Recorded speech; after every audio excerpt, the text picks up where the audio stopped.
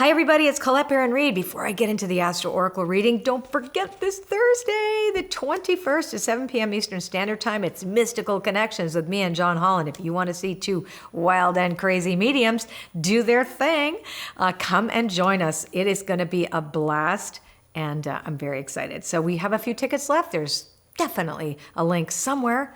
Click it and let's get going. But let's do the reading now.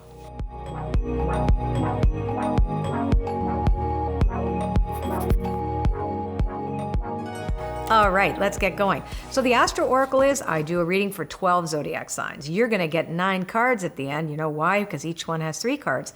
And you're going to be reading in consecutive order your sun sign, your ascendant, and then your moon. Now, if you're a triple Scorpio, for example, you just read your own sign. Same with doubles. You just read, you just get, let's say, Virgo, rising, and Cancer. You just read Virgo and Cancer. Just know that the amplitude on the reading is going to be a little stronger if you're a double or triple sign. I forgot to mention, we're going to be working with the Shaman's Dream Oracle. Typically I only use the Shaman's Dream to do readings in my Oracle Circle membership, and it's become one of my absolute favorite decks to use. I did this deck with Alberto Vallaldo, who actually is a lineage keeper of the Quero Nation. But when we got together to do this deck, because I helped him with Mystical Shaman, we decided we would do something we both have in common, which is Jungian psychology. So this is all about not shamanism, but the shaman archetype that all of us are experiencing right now. We've all been initiated into this dream time, and we get to dream the world into being. So that's what this deck is all about. So I thought it would be amazing to use, and I love it. So here we go. Now let's do Aries. So Aries is mindful, which is all about groupthink. Deep quiet, card number 11, meditation and stillness, and 6, cosmic womb. So if you're thinking about new ideas this week, Aries, this is a really great time for you to take yourself away from the crowd thinking, right? Like that idea where you don't think for yourself, just everybody's doing it. Just because everybody's doing it doesn't mean you should do it. Getting quiet this week to really ask yourself, what do I want to birth into being this week? Because this is a really great week to start new things. And don't do what everybody else is doing. That's really important to note. Now, let's go to Taurus next. I'm going to apologize for the lawn mowing sounds that might be showing up here, and because we have a lot of lawnmowers outside my window right now that weren't supposed to be there. So, but why not? Let's stir up the energy a little bit and look for Taurus. The energy for you this week is about repairing the veil, which actually matches healing the heart, which is what the 7 energies talked about this week. It's about making amends. It's about forgiving others. It's forgiving yourself. It's making those important steps. Oh, this is interesting. Ooh, I love this.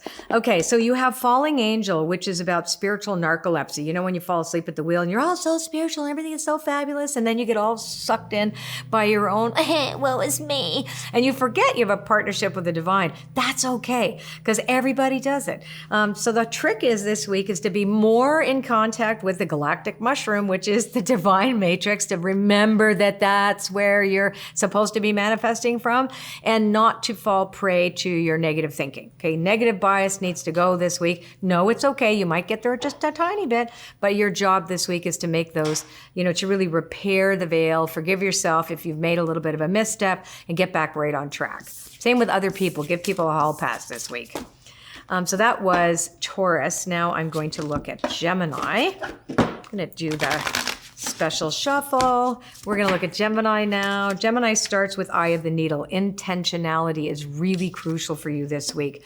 You need direction towards the fortune's wheel. So here's what's great. So you have Eye of the Needle, card 17, card 36, Lost in Space, and you have card 23, Fortune's Wheel. So with intentionality, you have to turn your will and your life over to the care of your higher power to let your higher power give you the nudge in the right direction. You may not be able to have the map at your handy, right? You think, this is what I intend to create. But if you do what you did, you're going to get what you got. Since you don't know how to step into uncharted territory, you have to ask Spirit to help you, guide you, give you inspiration.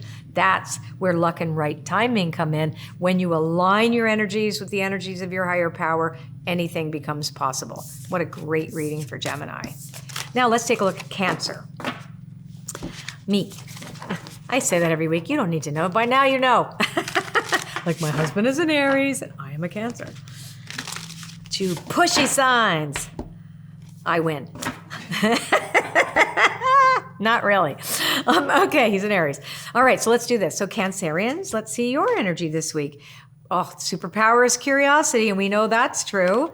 In the hand, the universe is your partner, and Moon Maiden, new beginnings. Wow, this is great. Coming out of that Mercury retrograde in Libra, you get to start again.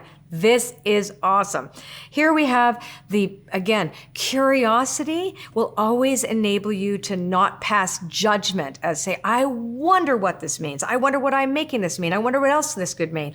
I wonder should be the driving force for the Cancerian personality this week. And remembering that in the hand says the universe is your partner. It's your co-creative partner. You co-manifest. You don't do it by yourself. You do nothing based on willpower alone. Nada. Now, here it is. It's like, aha, Moon Maiden. Well, you're the lunar sign, of course. New beginnings come out of the curiosity. Geez, I wonder what else this could be. I wonder how else I could do this. I'm painting up a storm these days. You'll get to see some of it. And I've learned to ask the painting, like, who do you want to be? Because every time I try to make it be something, it's kind of crappy. So it's the same thing. I wonder what this is. That's the best way to look at everything this week. Now let's take a look at the Leo personality. Leo, this week you have Feast of Plenty, but the Feast of Plenty says if you've planted weeds, you're going to get weeds. This is also about choices and their consequences, and there's lots of them. But this is a beautiful time as well to be resourceful. So you have card number 20, Feast of Plenty, card 29, Horned Cactus, and card 27, the Heart Home. Oh, I love these cards so much, I can't stand it. Okay, so Horned Cactus. This is about you being resourceful. You have what it takes to make changes if you need to, and you have what it takes to keep going with what you know works, right? And compassion, the Heart Home. Everything has to come with love. Can I bring more love into this situation? Can I bring more compassion, more forgiveness, more kindness? Everywhere you go, you can do that. You can bring it everywhere. And you are all about generosity anyway, Leos. So bring that beauty into the world and trust that it will be reflected back to you.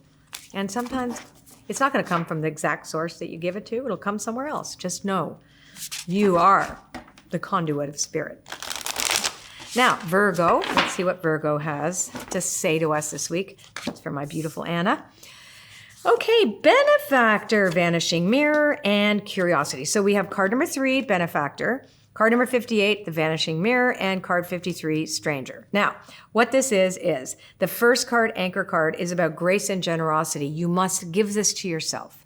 Very important, Virgos, not to be overly critical with yourself and others. Grace, give people grace, give yourself grace. Be generous about changes that might need to happen that might be a little awkward, right? Maybe it's a little awkward, or maybe you don't know what the next step is, but you know that you've got to give yourself grace and everyone else too in the dance that you're all learning from scratch.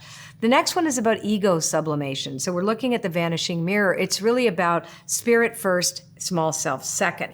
We have a tendency, especially for Virgos, to be hypercritical, or you really want to make something sacred and it's not 100% right, or it really needs to be organized.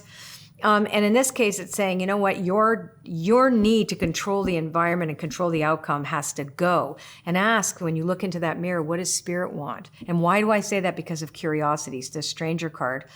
Card number 53 requires that superpower of curiosity. Geez, I wonder what this means. I wonder what spirit wants me to make this mean. Not like, here's my small self makes it mean this, but spirit wants me to make it mean that, right? So that's the kind of conversation the Virgo needs to be having this week.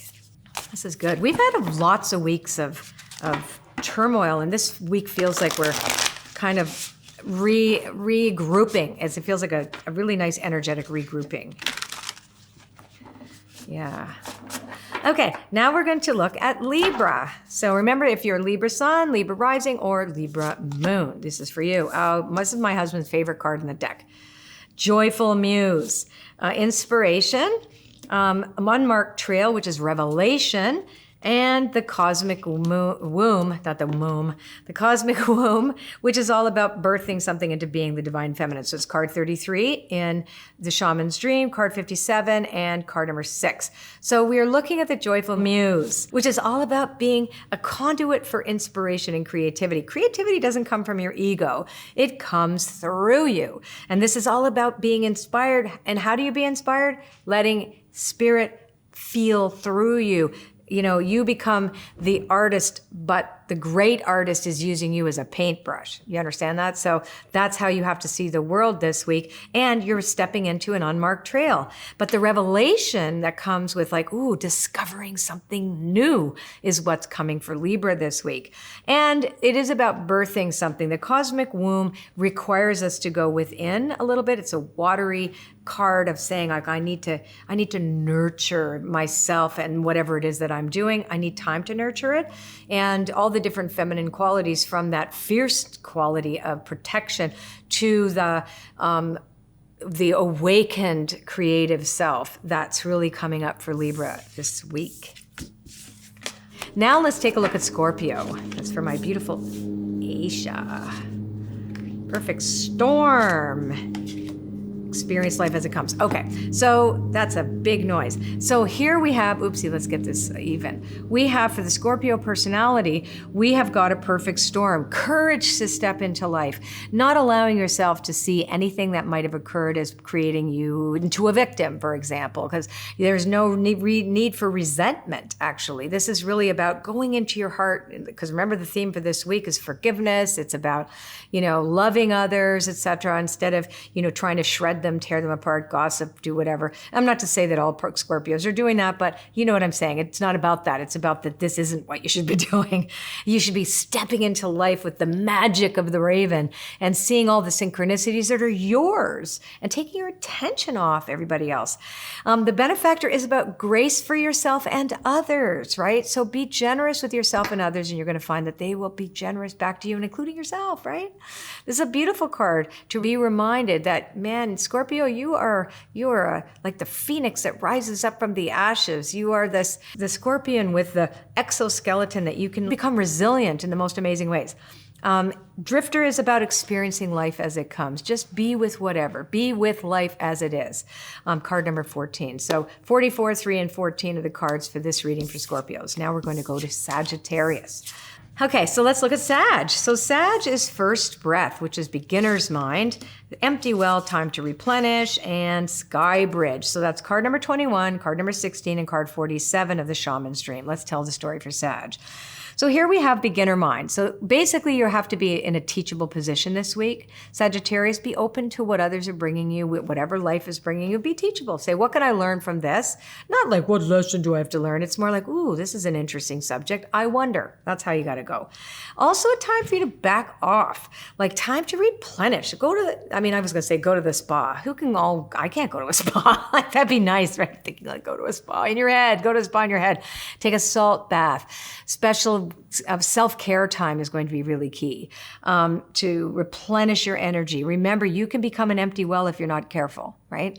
If you overgive to other people especially. The sky bridge is beautiful, card number 47. The possibility for union, not just with you and another person, although it could be, it's you and the world, it's you and the divine, it's you and your beautiful life that's in front of you. It's you. Alrighty then. That is a great reading for Sagittarius. And now we are going to move into Capricorn. We have Capricorn, Aquarius, and Pisces left in our pantheon of beautiful zodiac signs. So here we go. The jeweled web. So Capricorns, you're making connections, and that's really good because the amends piece is lovely for you this time. A tidy house, clarity and organization, getting your facts straight, and reconciliations. This is really beautiful. So this is about giving the olive branch to others. This is about making your connections real again. This is about cleaning house with yourself, cleaning house with the people in your life. It's a really beautiful week for you to get organized. And the wailing tree is about recognizing the grief that may have occurred between you and others. And you recognizing your part in things and reaching out to forgive, because reconciliations is exactly that. We want to reconcile ourselves to our losses, but we also want to reconcile with people we respect, or there's a way for us to reach across the aisle and say, hey, you know what? I wasn't hearing you. I was not thinking for myself. I was taking somebody's side, or I was like doing whatever, or even if it's just in your head, or you write a letter and you don't send it. That's kind of a sense for you to release yourself from attachments to stories that don't serve you also. Okay, so now let's take a look at Aquarius. Here we go with Aquarius, Horned Cactus 29, Skywriting the Fates 49, and last card is 58. So for Aquarius, you are very resourceful. You are the innovator of the zodiac, right? We know that even though you're a fixed sign, which can tend to make you sometimes get stuck in your ways. That said, this is the fate is for you to sublimate your ego. In other words, it's a we before me. It's contemplating how you might impact other people, like what are the consequences of the things that you might have done or thought that could have impacted someone else. But it's also about asking, thy will be done through me, not mine. I always say, thy will be done, not mine. Thy will be done through me for the highest good of all. And that's kind of this sense of, if you have a connection to a spiritual life, this would be good. And if not, it's more about what could I learn? You know, what is this that has been fated to be across my path? What is this offering me? What is the teaching this situation is offering to me? So that could be a good way for you to look at this week, Aquarius. Now let's take a look at Pisces. Okay, so for the Pisces personality, we have, again, beginner mind, first breath, 21. Then we have 54, initiation, which is called the crossing, and we have 43, overflow, overwhelm, and plenty. Card number 43. And it's interesting, the crossing card, because the point of this deck that Alberto and I co-created was about the initiatory experience that all of humanity is going through as we have been initiated, like it or not, into the archetype of the shaman. Nothing to do with shamanism, right? I just want to keep clearing that up. And getting to that place where it's like, yeah, like an initiation, it means that I'm going to be forced to cross a bridge that I could fall off. I'm like scared. I don't know what it is. I didn't ask for this, but here I am anyway. And it means that I am forced to change. So for Pisces, if you stay in the beginner mind, this is easy. This is not hard. It's like, oh, I wonder what the bridge looks. Oh, I wonder what my next step is going to look. Oh, I wonder what I could do next. So that's like actually pretty cool that we go, I don't know. And rather than like, I need to know, I don't know, this is so uncertain. It's like, no, I don't know, this is good. Like, what is it? Like, that's the best way to do. And then here, the overflow is, you got a lot of abundance available to you this week, Pisces. So remember that your initiation is to get to where you want to go and to trust that you can get into overwhelm, but there's also the concept of I am enough. I am enough. I am enough. I am enough. That's a really big one for you this week. All right. Oh my gosh, before we go, don't forget this Thursday night, 7 p.m. Eastern Standard Time, Mystical Connections. It's an event online with me and John Holland, two wild and crazy mediums who are going to do some serious, amazing work for you guys. All right, there's a few tickets left. I'm sure there's a link somewhere to get them. Take care. Okay, if you like this video, give me a thumbs up and subscribe to my channel and leave a comment. We love to read your comments, and I'll see you next time.